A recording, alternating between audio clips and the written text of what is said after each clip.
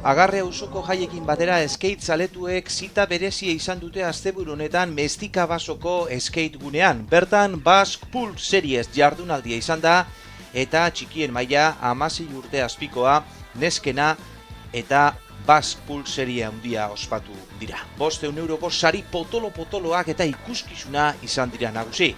Basque Pool Series Getxoko kantera delakoan ere izan da, eta gero Leioan eta Olabeagan ere ospatuko da.